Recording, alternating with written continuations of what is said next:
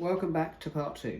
Now in part 1 we were looking at this no star rated thumb turn lock sent to me by CB, who I will be referring to him as. Now it came with 3 keys, mint condition lock, a lovely lock in full working order, and if you have watched part 1, which would be good because part 2 will not make sense otherwise, what we did was we attacked it with single pin picks and rakes and electric picks to see how fast and how easy we could get into it.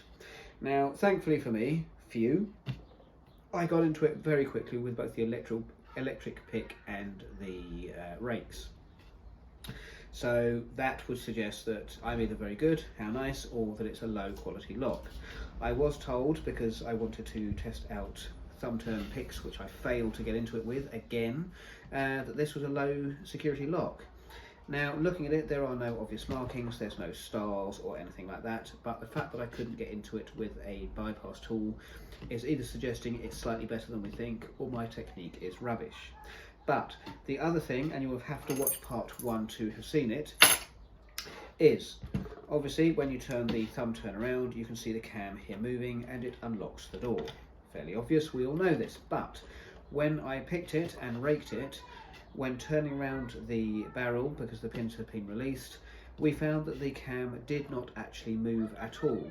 And what we had to do was get a key that I'd shaved the teeth off of to put in it to engage the cam, to then turn it round and make the door unlock like this. Because in the other video I had shaved off teeth off a series of locks deliberately to put them into locks when they had been released, but the cam wasn't engaged and therefore be able to turn it.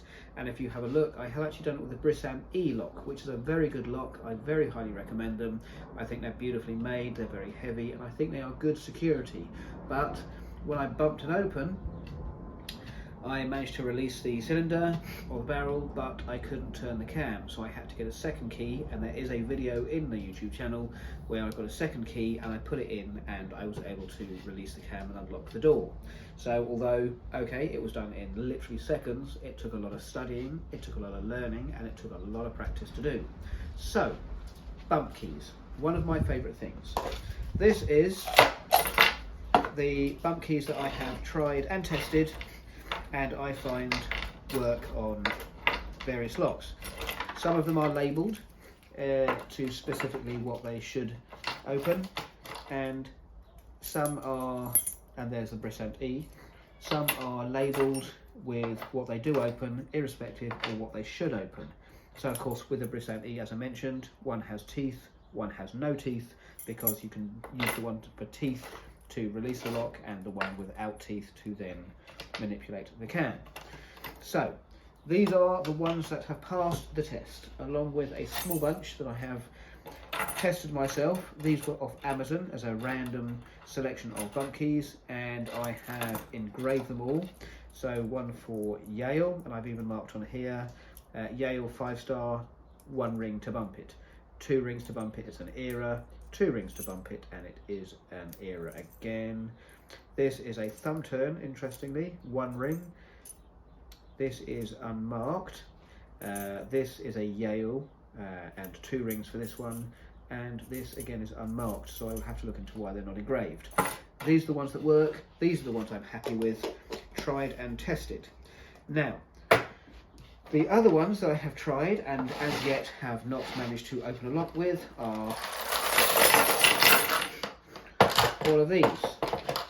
So what we have found is these fit the locks, but I have not successfully bumped a lock open with them, which is not to say that I'm rubbish. It is simply to say that I don't have an ASEC Vital, I don't have a Vandal, I don't have a CS 6-pin. I do have Tigris, it hasn't opened it. The Brisam BS, again, I have shaved the teeth off the second key, not got into the lockers yet, but I am prepared to do it. So, more practice needed, more locks needed. So, here we are today, we are looking at bumping this. We've raked it, we've picked it, we've electric picked it, so it has failed.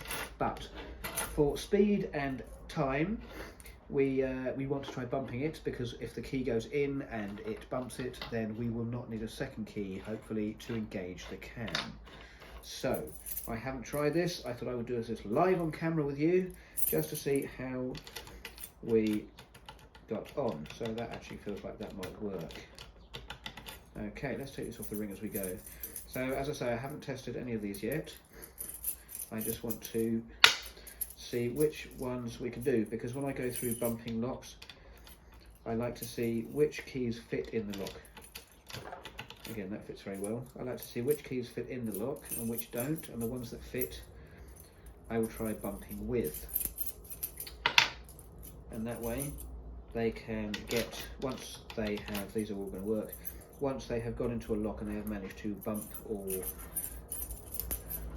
get it open, they get a tag on, they get labelled, and then they go into the little pot over here as ones that have been tried. These are all going to fit, have been tried and tested.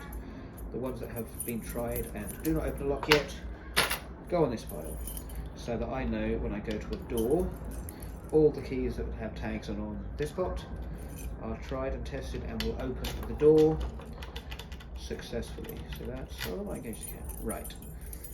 So that way, you see, I don't need to try 50 different keys.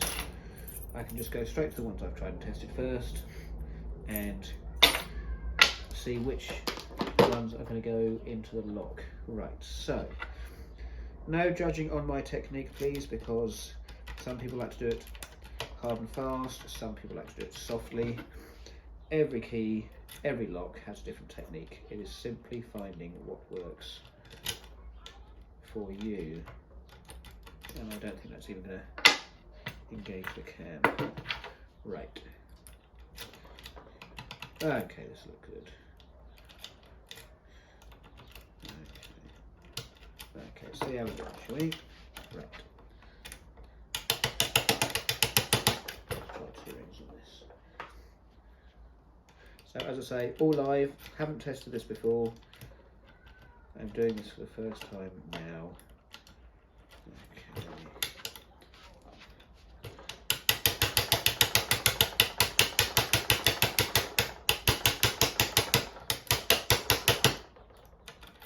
And as I say, every lock and key has its own technique that it likes. I found some like hard and fast, some like slow. I've seen people go tap and open it straight off. I've never successfully done that. And quite honestly, I'm a little bit skeptical as to how that actually works by giving it one tap.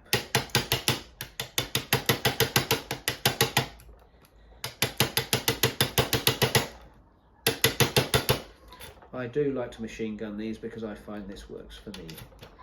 So, no judging, because I can still do it. And there we are, you see, bosh.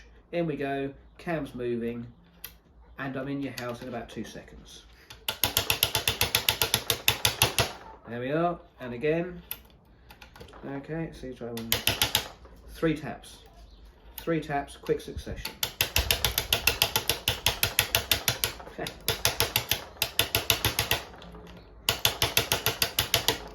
You see, not every time, but we're there.